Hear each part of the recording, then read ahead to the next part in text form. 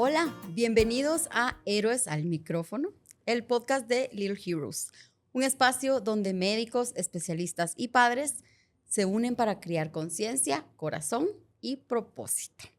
El día de hoy tenemos un tema muy interesante, algo que nos aqueja a todos nosotros como padres, algo que hemos vivido todos los padres de familia, me atrevería a decir, y es la preocupación de la fiebre en nuestros hijos. ¿Cuándo deberíamos preocuparnos? ¿Cuándo esto llega a darnos alguna señal de alerta de algo que pueda estar provocando algún daño, alguna complicación o algo más severo, sobre todo a nivel de riñones? Y para eso, pues invitamos a los dos expertos el día de hoy, que son dos médicos súper especiales también del equipo de Little Heroes, por supuesto. Ella es la doctora Nancy Rivera, nefróloga pediatra, y el doctor Andrés Romero Galicia, que es nuestro infectólogo pediatra. Bienvenidos, ¿cómo están? Gracias, Marisol. Todo bien, gracias a Dios. Hola, Nancy. Gracias por invitarnos a este espacio. Ay, no, ya saben, esta es su casa, así como Little Heroes es su casa también. Pues aquí ya lo recibimos siempre con temas de actualidad. Lo que buscamos pues es darle a nuestra comunidad de mamás todas las herramientas que puedan ellas tener a la mano, fidedignas, ¿verdad? De buenas fuentes, de fuentes profesionales, para el cuidado de los pequeños héroes que tanto nos preocupa. Así que, pues les voy a presentar, voy a presentarles a cada uno de nuestros invitados. Vamos a leer un poquito sobre quiénes son, quién es el profesional que está detrás de ese nombre. Y empezamos con la doctora Nancy Rivera. Ella tiene una maestría con especialidad en nefrología pediátrica del Hospital Roosevelt. Tiene una maestría en ciencias médicas con especialidad en pediatría, también del Hospital Roosevelt, y un programa de diálisis peritoneal en el Departamento de Pediatría del Hospital Roosevelt también. Y el doctor Andrés Romero es médico y cirujano por la Universidad de San Carlos de Guatemala. Estudió pediatría en el Instituto Guatemalteco de Seguridad Social, en la Universidad de San Carlos de Guatemala también, y tiene una especialización en infectología pediátrica, también en el Instituto Guatemalteco de Seguridad Social y la Universidad de San Carlos de Guatemala. Así que nuevamente, bienvenidos a este espacio y a esta su casa. Siempre empezamos con una pregunta para romper un poquito el hielo. Y como pues todo gira en torno a nuestros pequeños héroes, yo quisiera preguntarles, o bueno, más bien que nos cuenten cómo eran ustedes de pequeños héroes. Cómo era la doctora Nancy cuando era una pequeña heroína por ahí, cómo eras traviesa, eras calladita. Cuéntanos cómo era Nancy, mini Nancy. Creo que la mini Nancy era un poquito traviesa en un principio. ¿Ah, sí? Sí, creo que cuando llegó mi hermanita pequeña, la que me sigue, creo que ahí no le gustó a la mini Nancy, que le quedó su reinado, sí, entonces como que era un poquito celosa. Sí. Y de ahí ya me fui poniendo un poquito tímida, pero sí, de hecho yo desde los 7 años más o menos sabía que quería ser pediatra. ¿Ah, sí? Sí. Ay, qué lindo. Y el yo creo que Andrés. Tempranamente, porque yo iba a un colegio de preescolar probablemente y cabal, la directora ahí siempre me decía, ahí está mi doctor, que como me parecía, creo que ella es la culpable, la que la culpable, probablemente por acá. Y realmente personalidad pues siempre fui muy tranquilo. He visto videos ahí donde incluso me preguntan como, ¿quién es el cumpleañero? Y así como... No voy a decir nada. No voy a decir nada. Entonces, siempre he sido como un poquito más tranquilo. Tuve una etapa ahí un poquito más... Caótica. Caótica de adolescente, pero todo normal. Sí, como todos. Sí. Ay, pues qué bueno. Sí. Qué bueno. Pues bienvenidos de nuevo. Vamos a hablar un poco de este tema que preocupa mucho y creo que es algo también que constantemente ustedes como médicos ven en la clínica, ¿verdad? El tema de fiebres. Hoy queremos abordarlo desde el lado de cómo podemos identificar, voy a decir, el tipo de fiebre, pues, ¿verdad? Si solo es una fiebre por algún virus, ¿verdad? Algo, una gripecita, algo sencillo, o cuando esto ya se convierte en algo que debiera preocuparnos o a lo que debamos de ponerle un poco más de atención. Entonces, empiezo con el doctor Romero.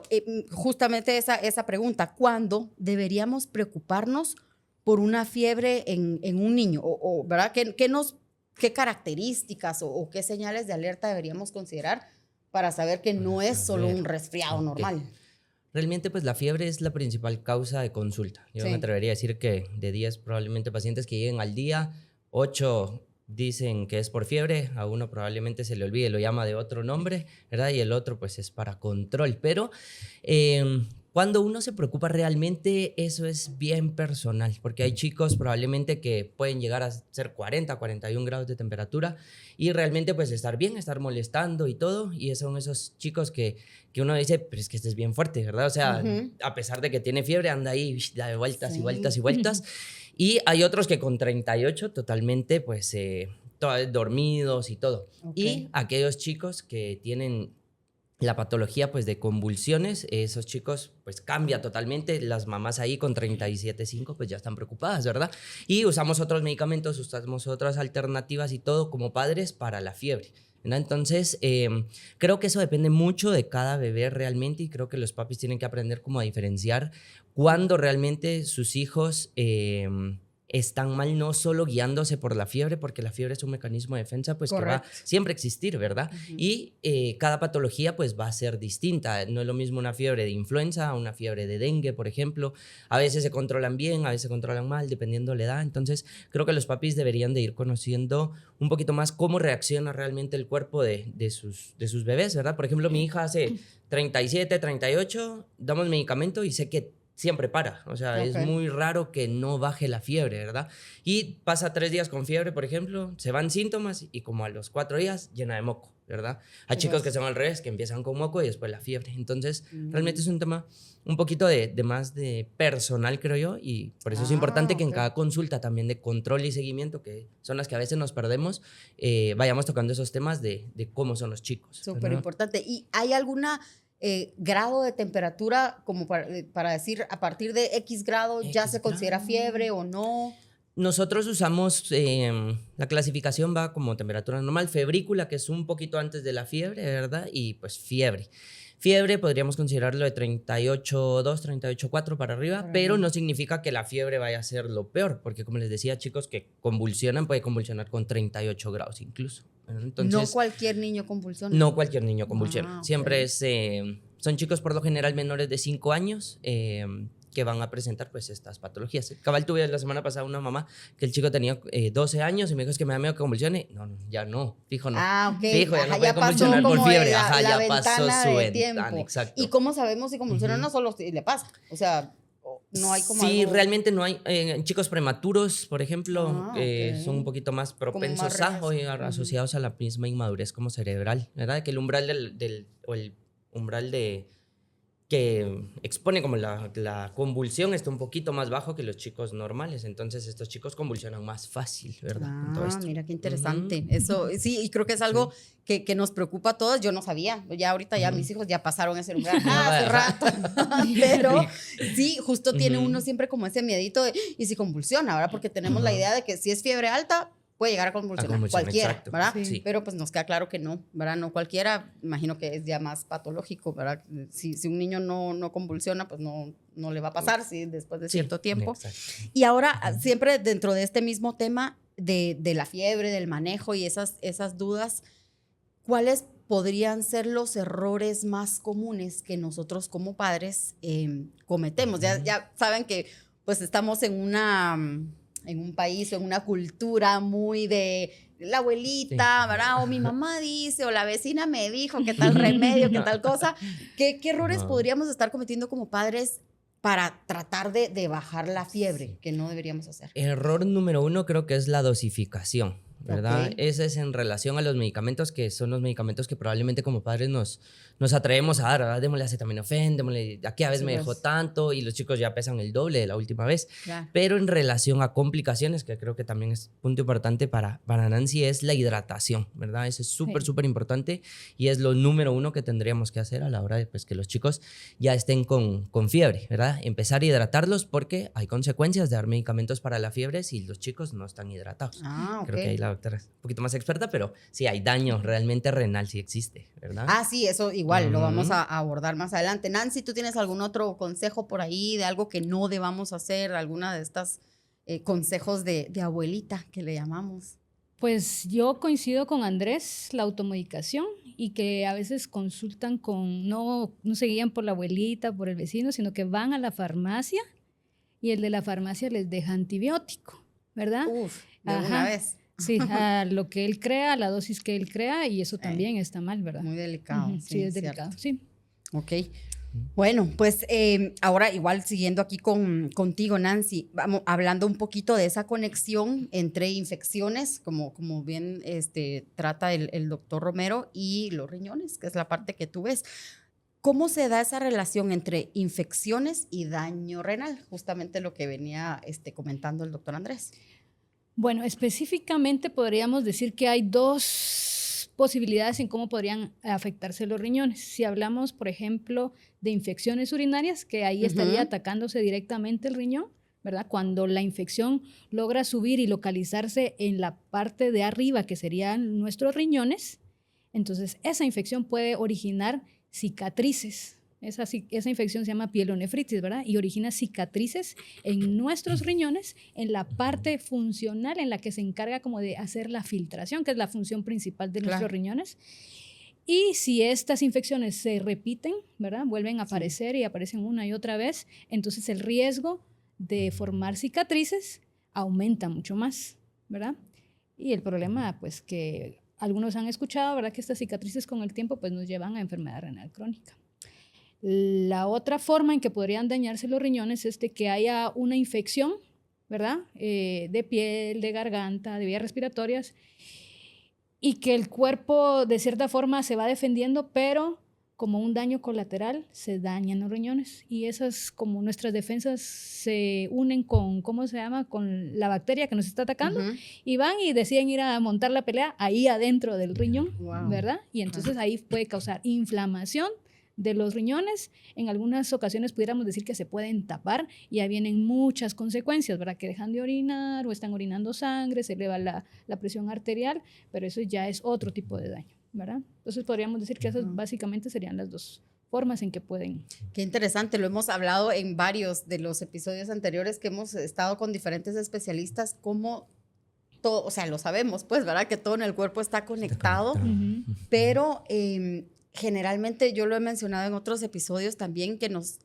tendemos a verlo como cosas aisladas, ¿verdad? Si es algo de piel, pues nada, ¿por qué me voy a preocupar por los riñones, ¿verdad? Y hoy estamos viendo que sí, o sea, hay probabilidades de todo, al final pues es un solo... Pero es muy importante que los papás, como decía él, aprendan como a identificar ciertas cosas, ¿verdad? Porque la fiebre, pero entonces, ¿qué voy viendo yo de diferente en mi hijo, ¿verdad? Exacto. O sea, comió algo diferente, tiene diarrea, tiene moquitos, alguien más está enfermo en la familia, como para ir tratando de encasillar de dónde viene la infección. De fiebre, claro, la infección podría ser. Y que habrá algún tipo de señal también, como platicábamos con el doctor Romero, o algún signo de alerta o algo que pudiéramos como padres tomar en cuenta, o para poder pensar, esto le puede provocar un daño a los riñones, hablando, digamos, de algún tema de fiebre.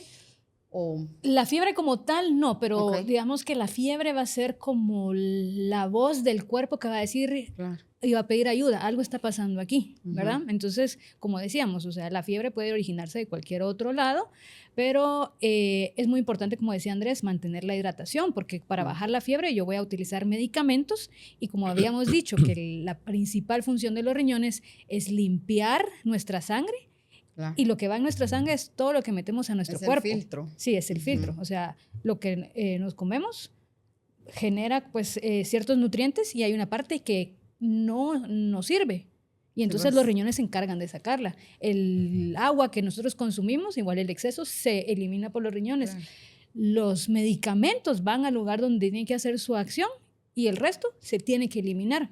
Pero si estoy con fiebre, eso causa cierta deshidratación. Si estoy con vómitos, aumenta el riesgo de deshidratación. Si tengo diarrea, más deshidratación. Entonces quiere decir que no va a llegar suficiente sangre a los riñones. Y si además de eso yo doy un medicamento en una dosis que no es, que es mucho más arriba de lo que le correspondería al paciente, entonces eso, pónganse a pensar, el riñón está trabajando ahí.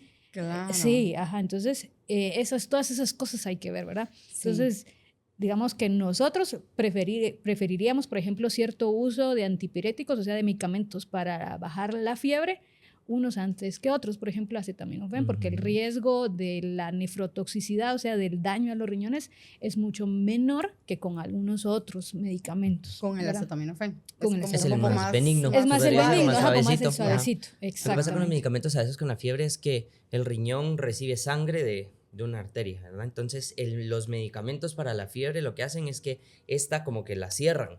Entonces, el riñón se queda sin recibir sangre. Ya. Entonces, ahí no solo el riñón, o sea, no le llega sangre, sino aparte, como está perdiendo líquido, dice, pues yo tampoco voy a trabajar. Entonces, ahí es donde empiezan las fallas renales, como agudas, que le llamamos, que puede ser medicamentosa asociada a la deshidratación también, ¿no? Súper interesante, me encanta. Bueno, ahora hablando puntualmente de infecciones urinarias, ¿verdad? Aquí le pregunto al doctor Andrés, ¿cuáles podrían ser las causas más comunes o más frecuentes de una infección urinaria en los niños? Realmente no debería existir infecciones urinarias, eso es como lo definitivo. Si un bebé, si tu hijo tiene infección urinaria, fijo, hay que estudiarlo, ¿sí? O sea, no es normal. Hablamos de aumento de casos, por ejemplo, incidencias en infecciones urinarias en todos aquellos chicos que usan pañal, que tienen mala higiene, que están aprendiendo a limpiar, ¿verdad? Porque todo el popis pasa por uretra, principalmente en niñas, que su uretra es un poquito más corta, ¿verdad? Entonces hay mayor accesibilidad de la bacteria pues hacia la vía urinaria. Otras pues son problemas anatómicos o problemas en estructura de toda la parte como que es del riñón, que eso sí, por eso es la importancia como del estudio, ¿verdad? En toda infección urinaria, que hay que hacer estudios de imagen para ver si no hay ahí algo adicional. Hay muchísimas como anomalías anatómicas o en la estructura de todo que nos pueden estar causando ahí que el pipí se queda acumulado, por ejemplo, y eso pues, esté provocando pues infecciones, ¿no? Okay.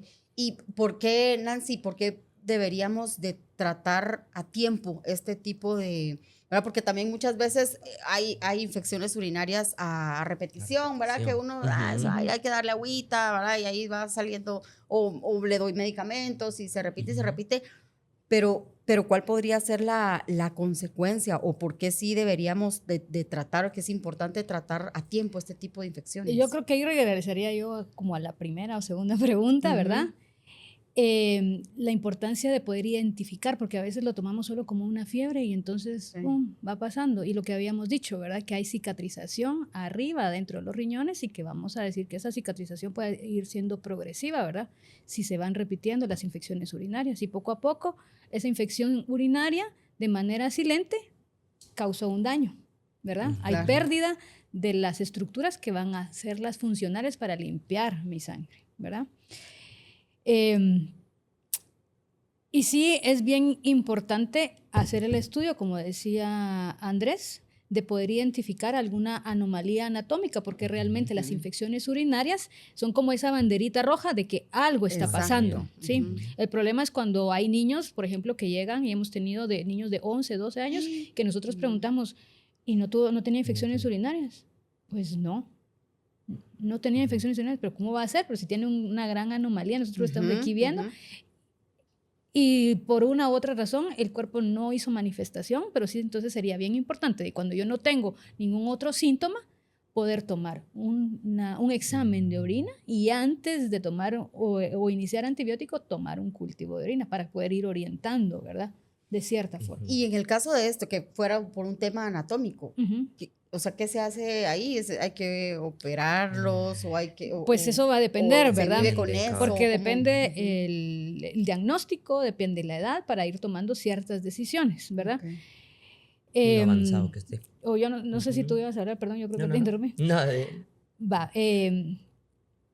primero, el estudio que se va a hacer siempre es un ultrasonido de una infección urinaria.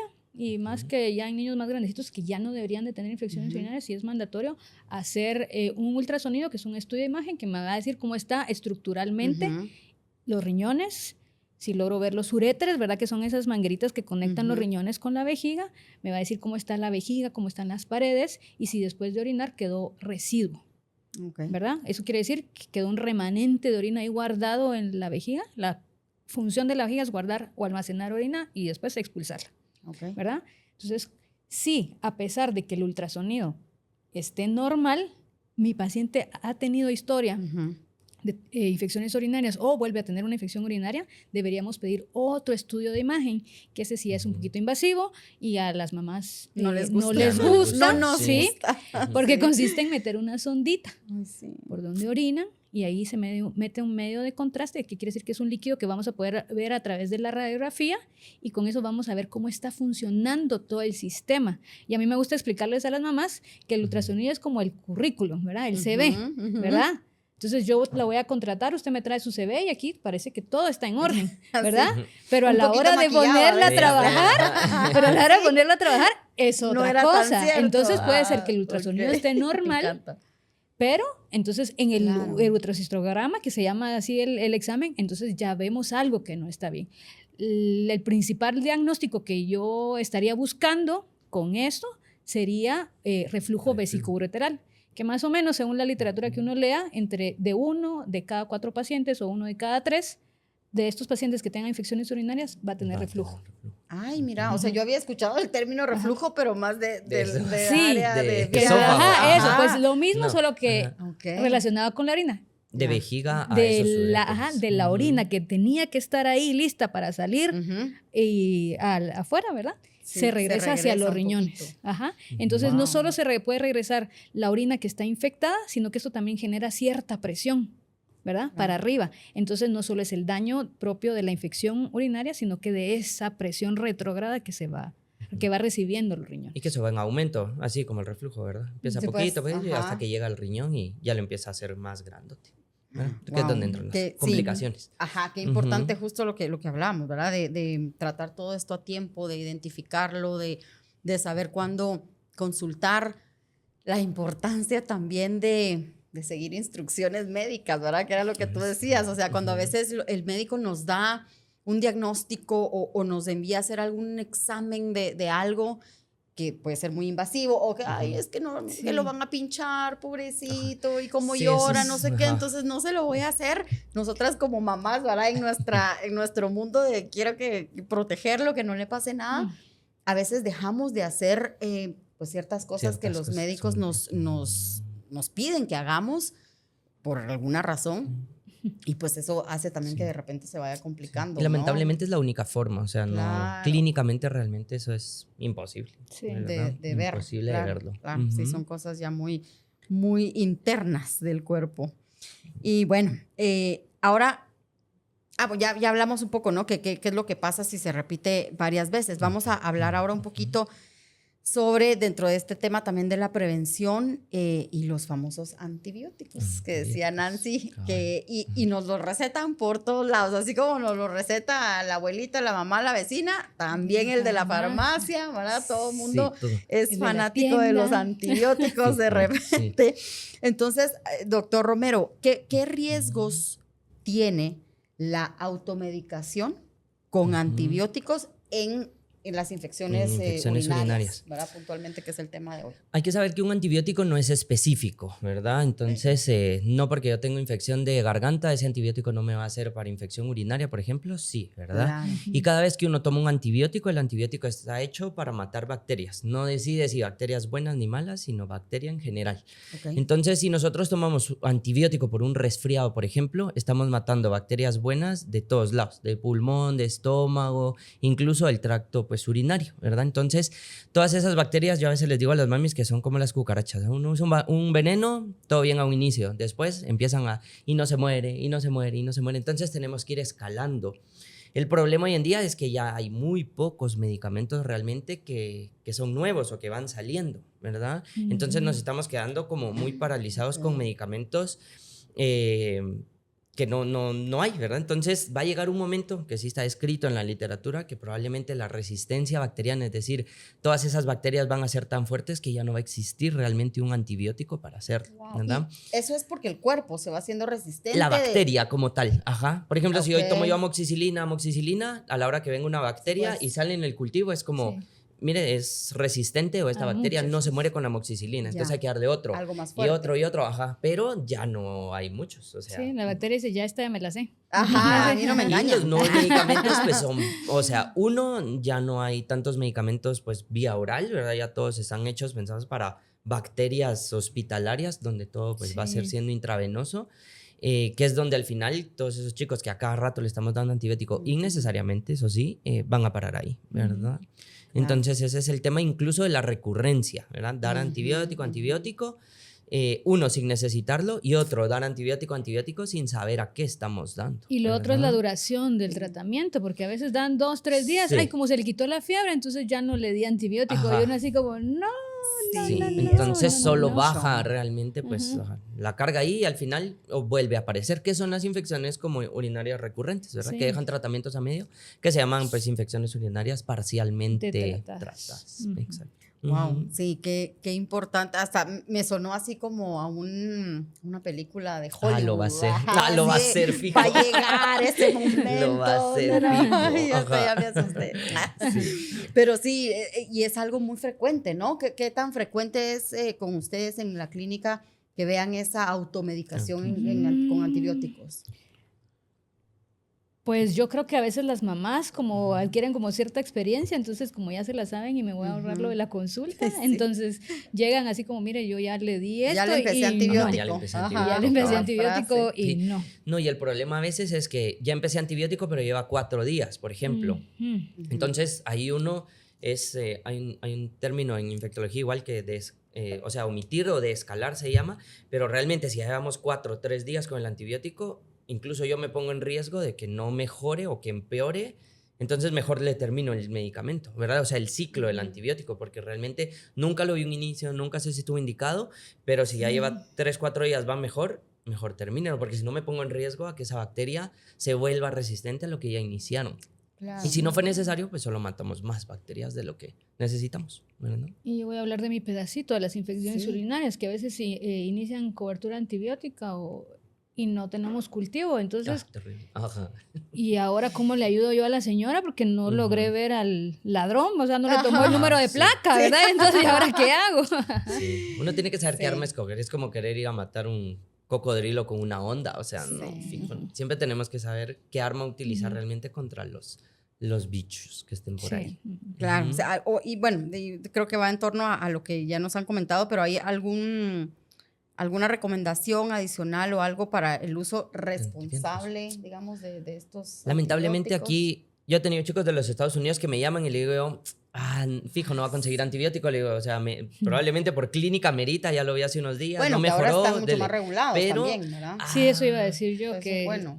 la gente está un poco Ajá. molesta y en algunos lugares sí piden receta Sí. Ujú. y las mamás están ahí atrás de uno, deme receta. Sí. Pero eso está bien, pues. Eso está bien, Claro. ajá. Pero aquí la facilidad de encontrarlo es mucho más fácil. Sí. Entonces ese es Ujú. el problema realmente, que a todos se nos vende Sí. sin indicación Sin como tal. prescripción. Sí, la típica, tengo un tío que es doctor y me hace Sí. la receta y Ajá, entonces ya eso, me lo exacto. Y es que el vende. paciente Sí. pediátrico es muy diferente al adulto, ¿verdad? Porque hay que calcular, o sea, ni siquiera las infecciones de adultos se tratan igual que las de los niños y hay que calcular la dosis con base al peso, ¿verdad? Y Esa es otra, ¿verdad? La correcto. duración. Y aparte que Bueno, ven rangos, o sea, Sí.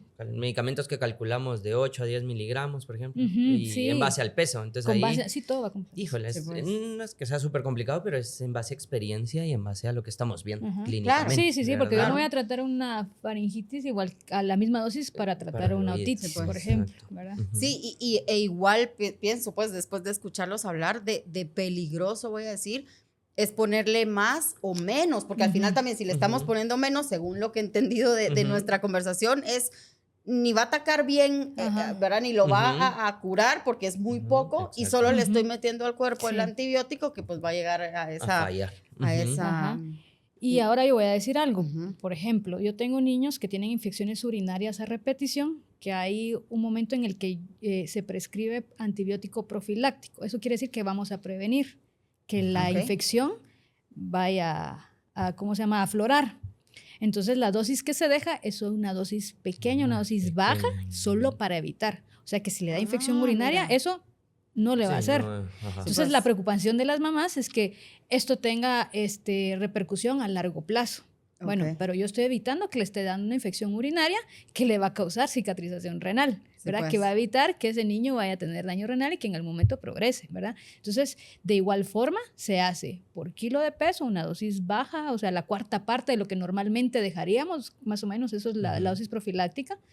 y la dejamos solo en las noches. Y la vamos a dejar más o menos 2 o 3 meses, dependiendo Wow. cuánto lo La necesite. patología. Porque como habíamos dicho, que hay niños que sí necesitan, por ejemplo, tratamiento quirúrgico, ¿verdad? Hay niños que son muy pequeños para ir a sala de operaciones y hacer un tratamiento definitivo, quirúrgicamente hablando, ¿verdad? Entonces, mientras que llega a ganar peso, tamaño o edad, ¿verdad? Que ya esté él en condiciones adecuadas para ir a sala de operaciones y hacer la reparación, por así decirlo. Entonces, yo tengo que evitar que a ese niño le den infecciones urinarias. Sí, ¿Cómo pues. lo voy a hacer? Con ese antibiótico. Entonces, puede pasar así a 1 año, porque prefiero que esté con el antibiótico y no ponerlo en riesgo que tenga deterioro de la función renal.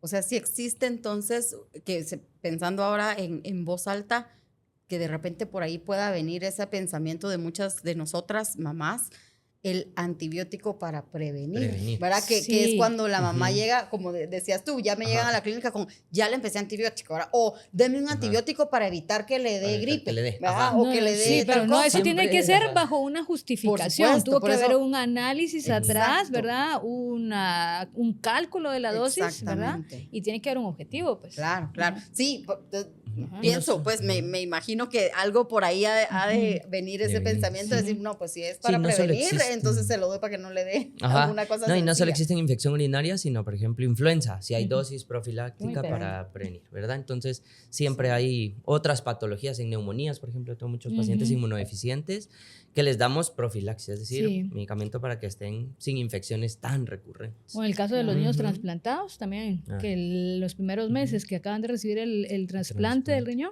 Sí. se botan las defensas y esos niños están Muy propensos. propensos, o sea, mucho riesgo de que tengan infecciones. Entonces, ahí van antibióticos, Ya. Para que no antifúngicos falle para que no vaya a tener, ¿verdad? Porque sus defensas están por abajo, por los Claro. suelos. Ujú. O sea, en resumen, el 100% de prescripción de antibióticos debe venir del médico. Definitivamente, Siempre. sí, fijo. Siempre, ¿verdad? Siempre, siempre. Sí, bueno, que de verdad, qué importante es entender la razón por la cual la automedicación como tal, pues siempre lo hemos hablado también con otros de sus colegas en otros episodios de lo peligrosa que es, ¿verdad? Lo que tanto pues no debemos hacerlo, pero creo que en este caso puntual de los antibióticos es aún más grave, digámoslo así, ¿verdad? El hecho de automedicarnos y pues dañar nuestro cuerpo Sí. para evitar cosas peores más adelante, ¿verdad? Bueno, pues ahora, creo que ya nos lo habías respondido, Nancy, pero sí, entonces podemos decir que el uso excesivo de antibióticos sí puede afectar directamente a los riñones. Sí, más que todo cuando hay automedicación, Claro. cuando hay dosis que no son las correctas, Claro. ¿verdad? Y que no ocurra una buena hidratación o hidratación con bebidas que no son las correctas, ¿verdad? Bebidas carbonatadas, ¿verdad?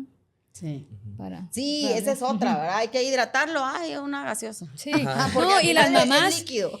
y las mamás se preocupan y hacen mucho énfasis, ¿le puedo dar suero? O sea, si el niño no está deshidratado, no necesita No suero. es necesario. No necesita suero. Claro. Bueno, tiene fiebre, bueno, entonces hay un suero que es especial para eso, para que les dé un poquito de paz, pero si no está deshidratado, no lo necesita. Agua. ¿verdad? Y la mejor indicación para saber si tu hijo está hidratado es que haga pipí. Eso. Sí. Si ya está haciendo pipí, obviamente clarito y todo, era muy concentrado, Sí. fijo, ¿no? También. Pero si está haciendo pipí, está hidratado. Entonces hay Está llorando con Ajá, lágrimas. entonces esa es como una ok, buena forma de también, saber que si esté están llorando. hidratados o no, que estarle revisando el pañal. ¿verdad? La lengüita también a veces, ¿no? Que se ve Sí, como porque se pone seca. muy seca. Ajá, dirían las abuelitas como lengua del loro. Lengua del oro, ajá. Hijo. Eso me acordé. Eso Para me regresar a acordé. las abuelitas. Exacto, para regresar a los consejos de abuelita. Y igual, Nancy, para hablar también un poco de los cuidados y siempre en las señales de alarma, que creo que es como todo la idea de este episodio, ¿verdad? De alertas, a qué debemos de estar muy atentas. ¿Cuáles podrían ser las señales de que un niño pudiera tener algún problema renal y que necesite atención médica? ¿A qué? Ya, bueno, primero podríamos identificar situaciones en las que puedo tener una infección urinaria, por ejemplo. Por ejemplo, cambios en las características de la orina, que a veces se pone como demasiado turbia. A veces los papás dicen que hasta incluso la pueden ver blanca, ¿verdad? Por ejemplo, o espumosa. O que tenga un cambio en el olor porque la sienten más fétida, ¿verdad? ¿Verdad? Que mantenga mucha secreción, por ejemplo, eso me puede dar una idea de que puede tener infección urinaria acompañado de eso, de fiebre o de dolor lumbar, ¿verdad? Eso, por ejemplo, al examen físico que voy a encontrar yo, o bueno, que los papás pueden referir que tiene estreñimiento, eso puede todo suponer una idea de que puede tener infección urinaria. Específicamente daño en los riñones, la orina espumosa, como habíamos dicho, el hecho que disminuya la cantidad o el volumen de orina que normalmente producen, cambios en la coloración de orina, como puede estar roja, ¿verdad? Que podríamos pensar que incluso puede ser una causa infecciosa, o que pudiera tomar la coloración del té, de té frío, de Coca-Cola. Okay. Entonces ya pienso yo que no es una infección, sino que el daño viene de arriba, de los riñones, ¿verdad? Si se empiezan a hematizar o que empiezan a amanecer con los ojitos hinchados, ¿verdad? Y que este edema no va desapareciendo, sino que al contrario, conforme van pasando los días, esto se va agravando, ¿verdad? Son cosas que pudiéramos ver en casa. ¿Y qué cosas va a encontrar el médico? Pues aparte que le va a llamar la atención todo eso, entonces va a solicitar exámenes de orina, ¿verdad? Exámenes de sangre, ultrasonido, ¿verdad? Ver cómo está la presión arterial, ¿verdad? Todas esas cositas. Y algo que sucede muy frecuente, la anemia, ¿verdad? Porque todo mundo trata la anemia y ¿cómo se llama? Y bueno, hace mucho tiempo, o sea, siempre llegaban con la misma historia. Es que fíjese que ya llevo 1 año tratándolo por anemia. Y entonces llevaban 1 año y que si cuando hicimos pruebas de función renal, no era anemia.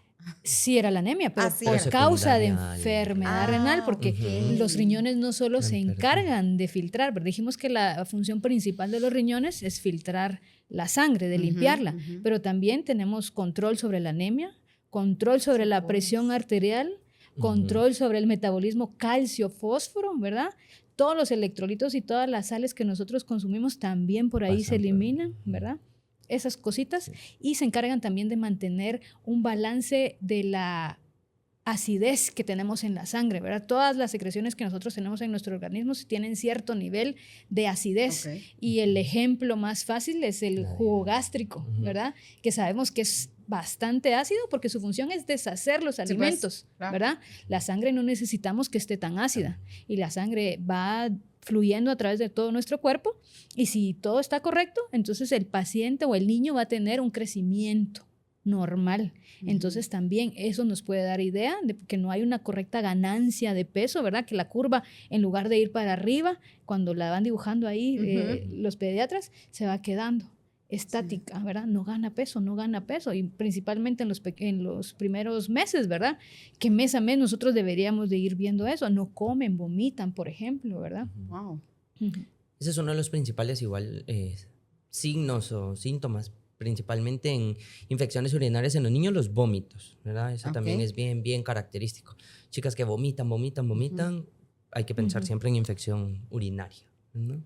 Wow. Es importante. Y ahora hablando de la otra cara, digamos, no tanto de los señales de alarma, sino los cuidados, digamos, ¿qué hábitos podríamos nosotros recomendar a nuestras mamás y papás y cuidadores que nos escuchan, que puedan ayudar a fortalecer defensas, a prevenir infecciones de riñones o cualquier tipo de infección? ¿Habrá algunos consejitos por ahí que les pudiéramos dar? Principalmente, bueno, como hemos dicho mucho ya hoy, la hidratación, ¿verdad? Es importante que los 8 vasos no son pues reales, ¿verdad? O sea, todo eso va en base a... Cierto, no es estándar también. No es estándar. Depende del tamaño. Depende de principalmente del peso, ¿verdad? Okay. Nosotros usamos fórmulas en intensivos o en hospitales, pero yo he oído, no sé si está en lo correcto, pero 35 ml por kilo es como un parámetro, 30-35 ml por kilo, es como un promedio, ¿verdad? En general no es como yo tan creo que para los específico. papás sería más fácil ver la coloración de la orina. La orina sale muy concentrada. Sí, es buen indicador, pero lo que he tenido problema últimamente, por ejemplo, con los chicos adolescentes es que ya no los ven los papás, o sea, ahí están y se pierden y nada, ni pubertades ni nada, ¿verdad? Eso, entonces, sí, es una edad en la que no ni con la alimentación, ni con los medicamentos, de nada, entonces eso es problema, es muy bueno en bebés, ¿verdad? Incluso hay bebés que sacan como un color ladrillo en el pañal, ¿verdad? Siempre dicen que orinan sangre, por ejemplo, pero son platos amorfos secundarios pues a la deshidratación que pero tienen, es que una vez ¿verdad? los niños van solitos al baño y los papás, a menos que sea nena, entonces que sí la tienen que limpiar, van, pero si no, ya no saben ni cuántas veces orinan al día. Nos pasa, pues yo creo que a todos ni cuántas veces defeca al día. Entonces, sí es un poquito difícil, pero creo que los adolescentes pudieran colaborar un poquito mejor en cuanto a ver, pero a veces en platicar o hacerse conscientes, ¿verdad? Hacerse conscientes de, bueno, tengo que tomar más agua, ¿verdad? Eso, ¿verdad? Yo creo que ahí, si tomamos suficiente agua, no habría necesidad, pues en teoría, de estar monitoreando y viendo que la coloración tampoco y eso. hay que tomar tanta agua porque también hay patologías asociadas al consumo excesivo de agua, ¿verdad? Entonces, todo está conectado. Pero bueno, entonces la parte de la hidratación, por ejemplo, chicas que manejan, por ejemplo, estreñimiento, que son estreñidas, también hay que tratar el estreñimiento. Y algo bien importante que me acaba de pasar justo ayer, la correcta higiene de las nenas, ¿verdad? Porque hay que ir viendo realmente cómo ellas se limpian. A veces por ir jugando medio se limpian y después se van, y son las que pues están un poquito más en riesgo, ¿verdad? Enseñarles, que de abajo para arriba, enseñarles que hay que estar todo limpio. Si no, pues pedir ayuda, ¿verdad? Que es lo más importante. Y ver anatomía siempre, ¿verdad? Hay algunas chicas que tienen problemas anatómicos que las predisponen. Eso significa, por ejemplo, que su anito está más cerquita de su vagina, por ejemplo, las distancias son muy cortitas, que con cualquier cosa van a infectarse. Riesgo, entonces, eso. Y pues que coman bien, ¿verdad? Más que todo. Sí, eso iba a preguntar, ¿la alimentación? Alimentación creo que influiría un poquito más que no en cómo va a reaccionar ante la infección, porque hay unas infecciones urinarias que son terribles, o sea, que ameritan hospital por el tipo de bacteria, como decía la doctora, altera presión, altera alimento, vomitan, entonces se descompensan muchísimo. Tal vez no para prevenirlas como tal, más pero como para sí fortalecer, para fortalecer, ¿no? Por si llega a pasar. Para estar un poco más preparados en el cuerpo, ¿ok? Nancy, ¿tú tienes alguna otra recomendación? A mí la verdad es que me gusta dividir, y le pongo a las mamás ahí, tenemos 4 objetivos de hábitos saludables. Primero la dieta, la hidratación, hábitos miccionales y hábitos gastrointestinales, ¿verdad? Entonces, con la dieta, disminuir el consumo de azúcares y el exceso de sal también, ¿verdad? Porque entonces, sodio, tan fácil hacer la lonchera mandando un jugo, y entonces creo que es más fácil llenar el pachón de agua. ¿Verdad? Que hacerle una limonada, si más barato. Más barato, ¿verdad? Entonces, evitar el exceso de azúcares, Coca-Cola, perdón si estamos diciendo marcas ahí, ¿verdad? Pero bebidas carbonatadas, ¿verdad? Entonces, jugos, todo lo que venga empaquetado y en, ¿cómo se llama? Y en botellas, ¿verdad? Eso no. Excesos de sal, ¿verdad? Todo lo que igual que venga enlatado, eso tiene exceso de sal, embutidos también, eso también deberíamos de disminuir su consumo, ¿verdad? Aumentar el consumo de frutas y verduras, porque la verdad es que la mitad de nuestro plato debería ser frutas y verduras. Y el resto, la proteína y el carbohidrato, ¿verdad? Y disminuir las grasas, ¿verdad? Bueno, y con la sal se me había olvidado. El consomé. Yo creo que todavía hay muchas personas que cocinan con consomé, ¿verdad? Entonces, a veces les digo a las mamás que si tienen consomé en su casa, que se lo vayan y se lo regalen a la vecina que les cae mal. De Navidad. De Navidad, así como una mollita. Y de ahí hay tantos condimentos. Pimienta, orégano, romero. Eso es buenísimo. Ese es el mejor. Albahaca, o sea, tantas cosas. Y si van a comprar, que no sea sal de ajo, sino que ajo en polvo. Sí, porque entonces uno mide la cantidad de sal, ¿verdad? Ay, mira, qué interesante. Eso, la hidratación. Hasta de cocina y todo. En la próxima vamos a cocinar. Bueno, la hidratación, que es lo que ya habíamos hablado y que no quiero repetir, ¿verdad? Qué buena hidratación. Los otros, a los hábitos miccionales, ¿verdad? Que hay muchos chiquitos que por estar viendo la tele, ¿verdad? Por estar jugando, entonces posponen la ida al baño. Y entonces ahí se crea una mala relación entre intestino y vejiga, ¿verdad? O sea, sí no es recomendable eso de aguantarse. Eso es para todas las mujeres, fijo. Por eso lo pregunto. Bueno, entonces, normalmente deberíamos de ir a orinar cada 2 o cada 3 horas. Si yo tengo una buena hidratación, si cumplí lo anterior, entonces voy a poder cumplir eso otro, ¿verdad? Y hábitos gastrointestinales que normalmente deberíamos ir a defecar 2 o 3 veces al día. Voy a explicarlo como una salchichita, debería de salir, ¿verdad? Porque sí hay una relación entre vejiga y el intestino, ¿verdad? Si el intestino está con muchas heces, entonces no va a permitir que la vejiga se vacíe correctamente, ¿verdad? Okay. Entonces entramos en un círculo vicioso también, ¿verdad? Porque entonces las heces se acumularon, salen duras y entonces ya no quiero ir a hacer del 2, pues. ¿verdad?